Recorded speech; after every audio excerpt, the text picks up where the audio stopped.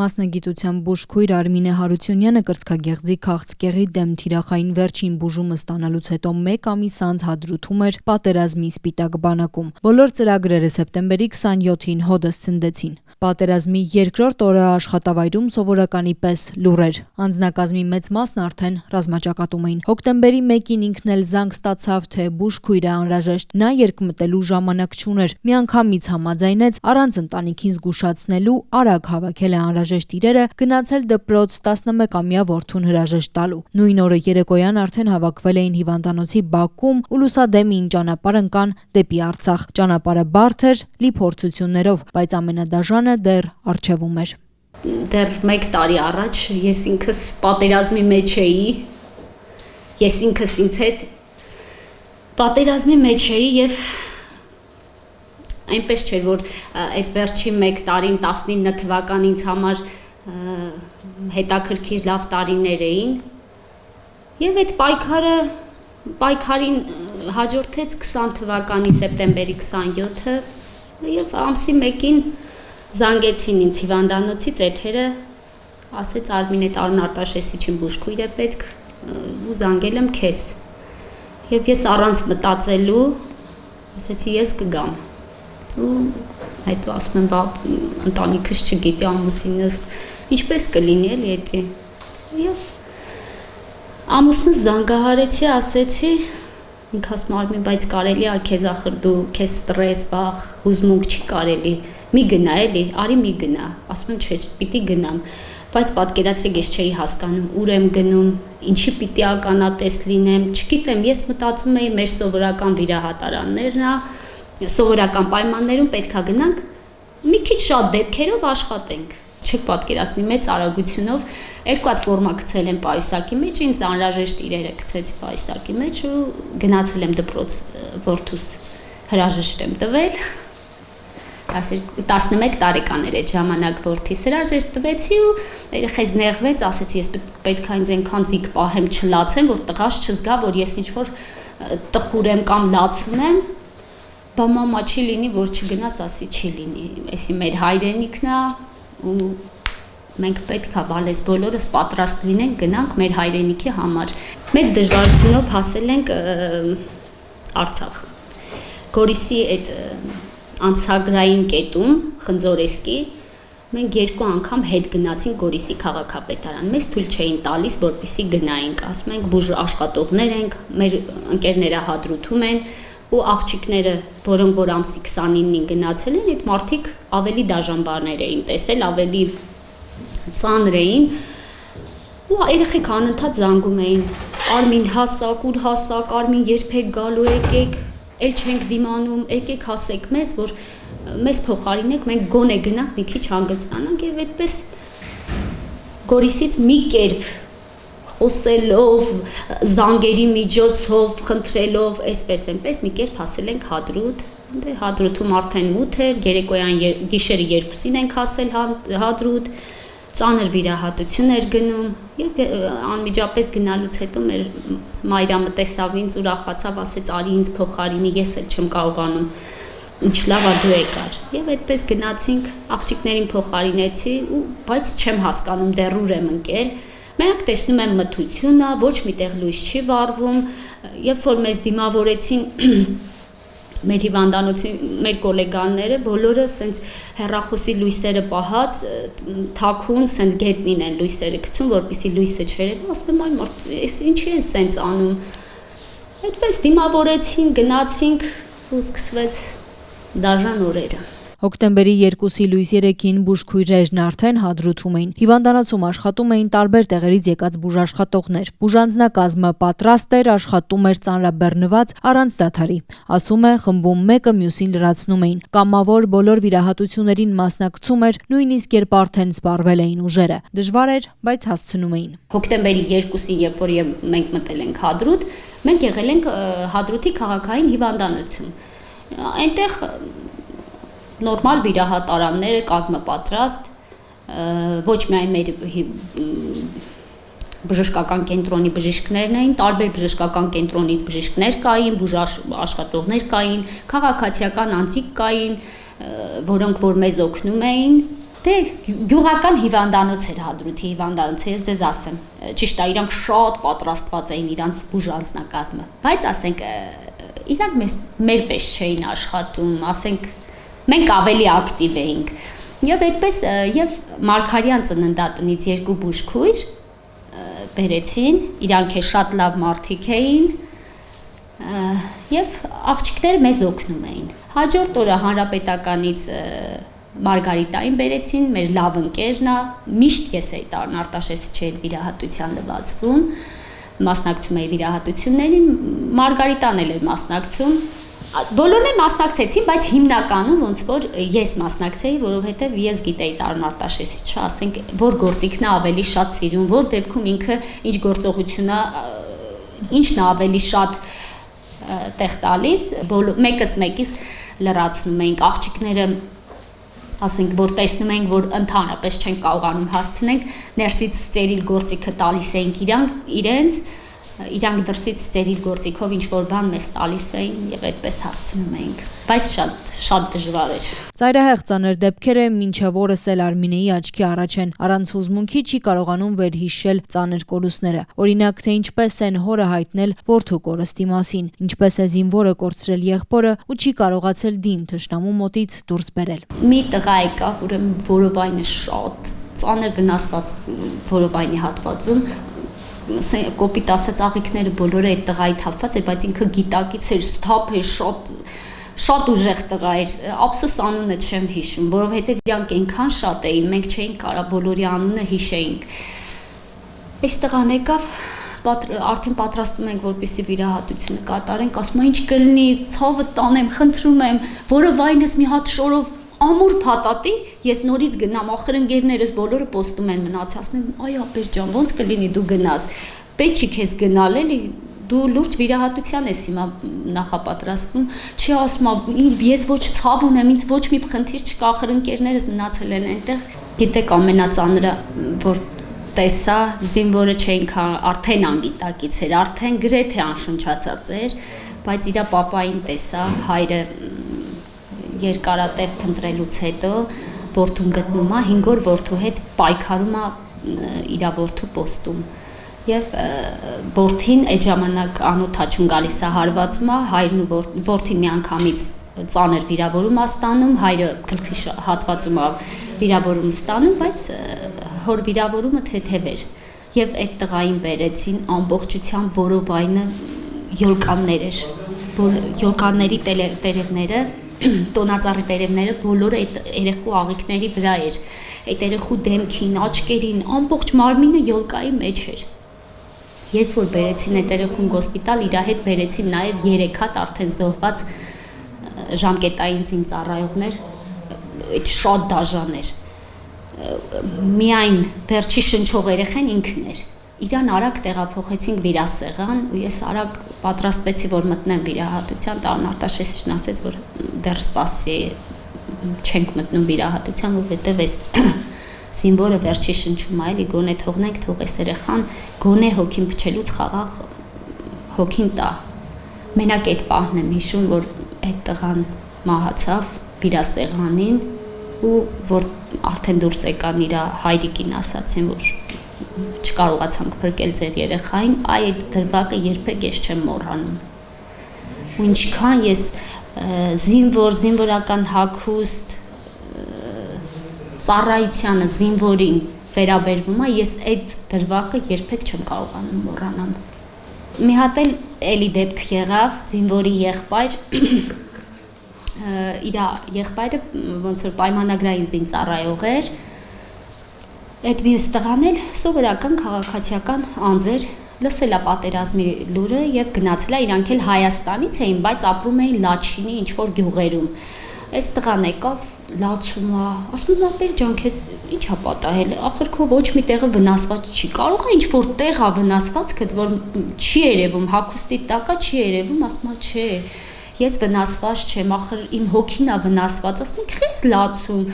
դու վիրավոր չես, մի լացի, ասում ախր ոնց չլացեմ, հարազատ եղբորս թողեցի Թուրքին, հարազատ եղբորս սպանեցի, ես չկարողացա եղբորս դիակը վերցնեմ, մնաց Թուրքի մոտ, ու ես հետ նահանջեցի հետ ոնց ես հիմա լռեմ ու այդ պահին իր հեռախոսը անընդհատ զանգում է եւ տանից մայրն է զանգում այդ զոհված տղայի կինն է զանգում ես sense նայում եմ այս տղային ասում չեմ կարող ինչ որ պատասխան տամ ասում եմ մի լացի ասում հա լավ եթե դուք լինեք իմ փոխարեն հիմա մայրս զանգում է ես ոնց վերցնեմ հեռախոսս ասեմ ես այնքան աղբեր չէի չկարողացա իմ եղբորը թուրքի ձեռքից բերեմ եթե ես գնայի ինձ էլ կսպանեին ես սխալ արեցի ես պետքա հետ գնայի այնտեղ թող ինձ սպանեին ես իմ աղբոր հետ կլինեի էդ էլա շատ տպավորվել իմ մեջ Հիվանդանոցը ծանրաբեռնված աշխատում էր, լի էր ամեն տեսակ ծանր ու միջին ծանրության վիրավորներով։ Տասնյակ բարդ վիրահատություններն իրականացնում էին մեկը մյուսի հետևից։ Վիրահատում զինծառայողների կենսական նշանակության օրգանները, փրկում կյանքեր կամ փորձում անել հնարավորն ու անհնարինը։ Աշխատում էին արտակարգ ռեժիմով։ Գրեթե բոլոր վիրահատությունները ժամանակի առումով համարյա թե նույնն էին, որովհետև բոլորը որովայնի խոռոչի վնասումով, թոքի վնասումով եղելա դեպքեր աորտայի վնասումով, այդ մի դեպքը ես չեմ մոռանա, այդ զինվորին բերեցին ներքևի գյուղի հոսպիտալից, չեմ հիշում այդ հոսպիտալը, որ գյուղում էր, այդ երեխուն ինտուբացված բերեցին, մինչև մենք արդեն պատրաստվեցինք վիրահատությանը, արագ պատրաստվեցինք, ճանապարհին մեզ ասեցին, որ բերում են այդ տղային ինտուբացված, չկարողացանք, ինչ արեցինք այդ տղային չկարողացանք փրկել ինքն է ժամկետային զինծառայող էր, այդ էլ շատ ծանր, բոլոր վիրահատությունները ժամանակի առումով գրեթե նույնն է եղել, որովհետև վիրավորման աստիճանները գրեթե նույնն էր, բոլորը որովայնի վնասում, բոլորը ստորին վերջույթներ, ձեռքեր ամպուտացիա, թոքի վնասում, շատ քիչ էր գլխի վնասում։ Կարճ ժամանակ անց Հադրութում մնալն արդեն վտանգավոր էր։ Հոկտեմբերի 5-ին թիրախավորված հարվածում էին Հադրութի հիվանդանոցի ուղղությամբ։ Որոշում կայացվեց տարհանել հիվանդանոցն ու տեղափոխվել Ազող գյուղ։ Տեղափոխվեցին ու գյուղի դպրոցում ստեղծեցին հիվանդանոցային հարմար պայմաններ։ Հոկտեմբերի 5-ի ցերեկվանից առավոտյանը սկսած մեզ թիրախավորել էին։ Անընդհատ այդ օրը ամեն տեսակ զենքով հարվածեցին մեզ, ամեն տեսակ զենքով։ Եվ արդեն ժամը 4:30-ի կողմերն էր, սմերչով հարվածեցին հիվանդանոցի բակում, ապակին վնասվեց այդ կտորներից ներս մտավ, եւ դրանից հետո արդեն Տարն Արտաշեսիչը ասեց, որ երեխեք մեզ արդեն թիրախավորել են, պետք չի մեր մնալը արդեն այստեղ շատ վտանգավոր է,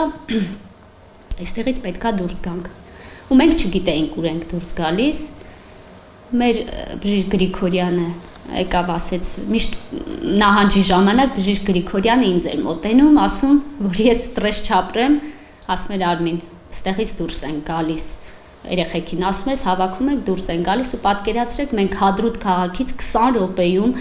ինչ կա, ինչ որ մենք վիրահատությանը զինվորի համար ինչը որ օգտագործել ենք, մենք այդ ամբողջը կարողացել ենք տարհանել մեր երկրորդ կետը, որ տեղափոխվել ենք եւ մենք եկանք արդեն տեղափոխվեցինք հոկտեմբերի 5-ին Ազոխի դպրոց, Ազող գյուղի դպրոց, ուրեմն այնտեղ եկանք շատ դժվար տեսարան էր, դպրոցը սեպտեմբերյան, նախատոնական, գեղեցիկ ծաղիկներով զարդարված, շատ հրաշալի, շատ գեղեցիկ դպրոց էր, լավ զարդարված, մենք եկանք մեզ դիմավորեց դպրոցի տնօրենը, ասեց երեխեք ջան, եկեք դուք որոշեք, որտեղ եք վիրահատարան սարքում, ինչը որտեղ եք սարքում,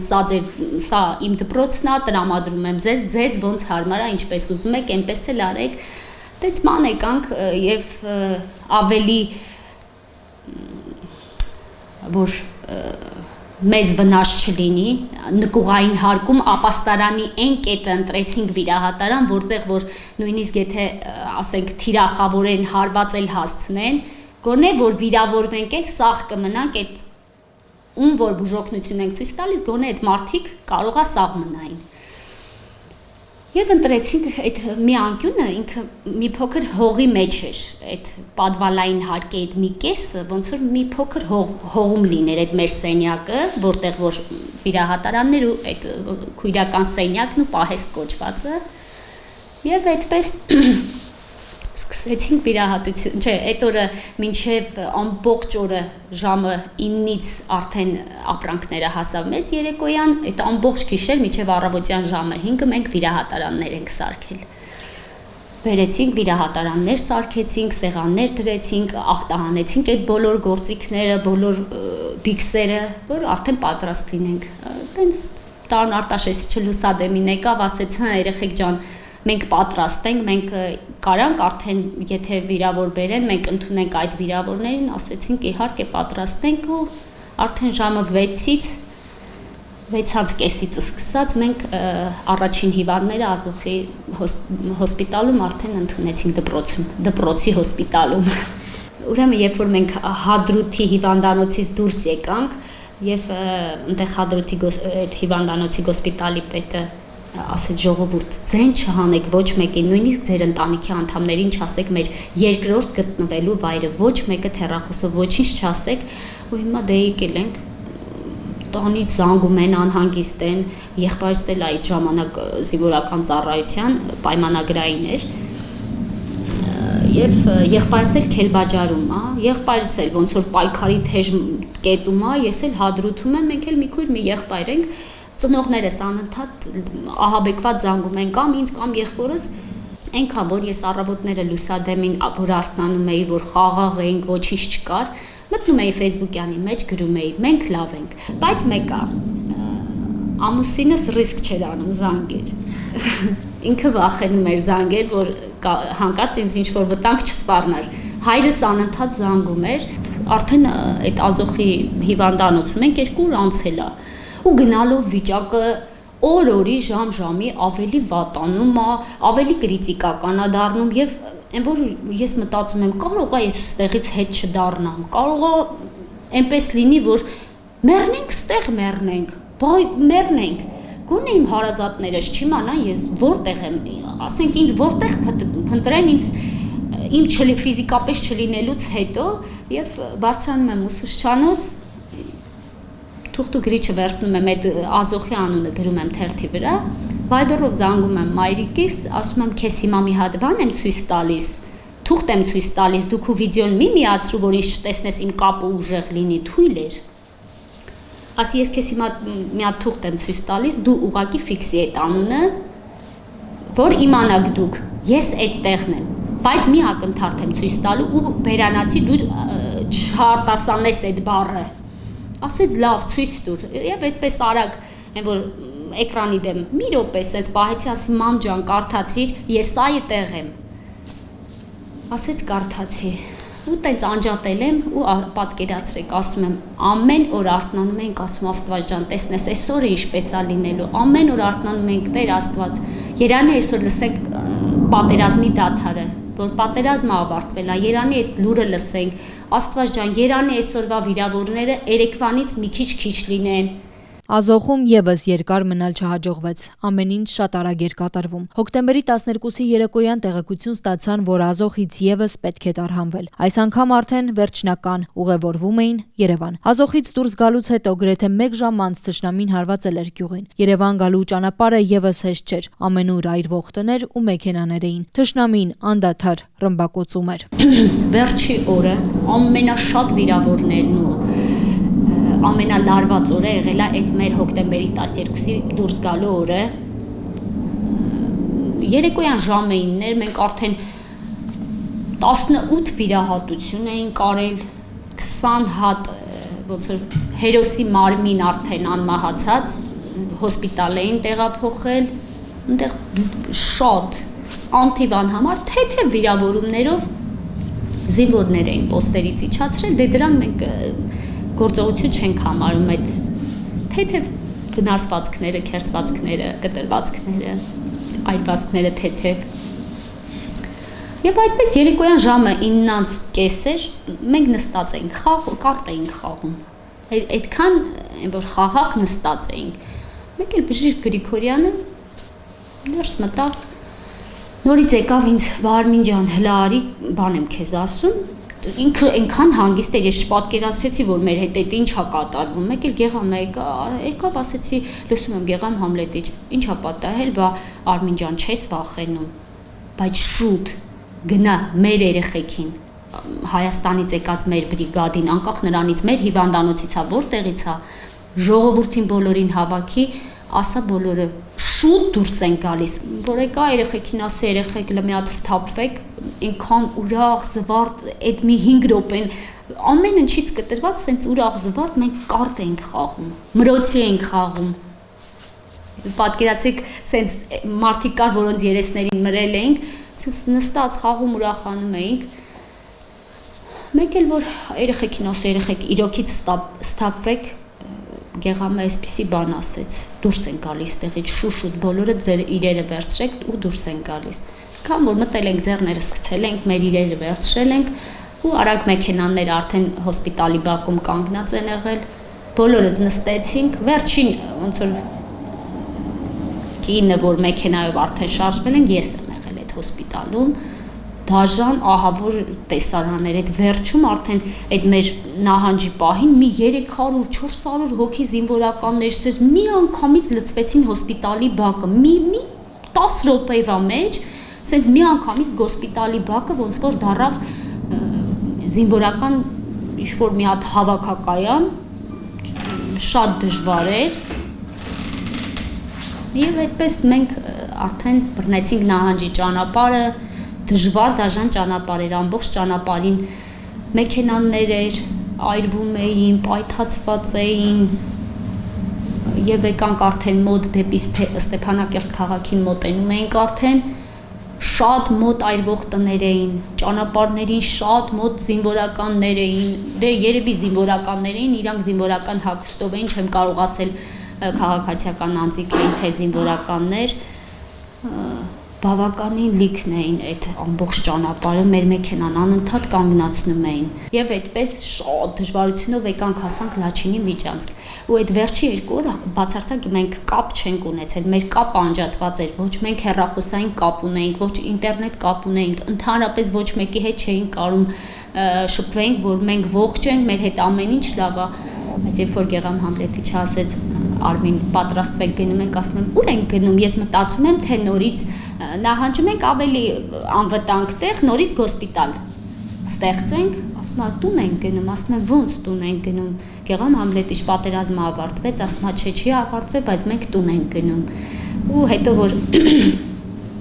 այդ դուրս գալու պահին, որ ես իմացա, որ մենք դուրս ենք գալիս, բայց Տարոն Արտաշեսիչը մնում է, ես մի շատ մեծ շոկ էլ ցավել այդտեղ ապրեցի, որ ինքը ոնց այդ կրակի մեջ ինքը ոնց է մնում եւ այդպես Տարոն Արտաշեսիչը մի հատ անեսթեզիոլոգ եւ մի հատ Ռուսաստանից եկած վիրաբույժ իրենք երեքով մնացին այնտեղ ու մեր դուրս գալուց հետո իրանք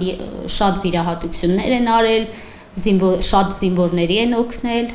հետո ենք Տարոն Արտաշեսիչը ասեց բայց այն որ ամեն ինչ պատրաստ դրած վիրահատարանները, մեր ամեն սարքավորումներով, ամեն ինչով սենց պատրաստ մենք թողեցինք դուրս եկանք։ Պատերազմից հետո հարազատական կապ է ստեղծվել զինծառայողներից շատերի հետ, որոնց կյանքը փրկել էր իրենց սպիտակ բանակի շնորհիվ։ Դեպի Երևան նահանջի ճանապարհին Արմինեի մոտ կորոնավիրուս է հայտնաբերվել, որը շատ ծանր է տարել։ Ասում է, պատերազմից հետո ավելի շատ է գնահատում կյանքը, սիրում դիմացինին ու հպարտ է, որ կարողացել է իր կարգավիճակով դաժան պայքարի մի մասը լինել։ Ես այնքան հպարտ եմ, որ ես այդ կարգավիճակում իսկապես գնացել եմ պատերազմ։ Ես չգիտեմ, ինձ պատերազմը ինձ տվեց, որ ես իմ դիմացիններին ավելի շատ գնահատեմ, իրանց մեջ միայն լավը տեսնեմ, սիրեմ բոլորին, որովհետև այնքան վատ բաներ, այնքան դժվար բաներ մենք տեսանք, որ չգիտեմ, բառերով արտահայտելու չի։ Եվ ես հպարտ եմ, որ այդ կարգավիճակում ես գնացել եմ պայքարելու ու եթե հարկ լինի կրկին գնալու, ես պատրաստ եմ գնալու ու ես այդ վրեժի մեջ դեռ ես չեմ հանգստանում, որ մեր այդքան զոհերը, մեր այդքան տարածքները պիտի մնա Թուրքին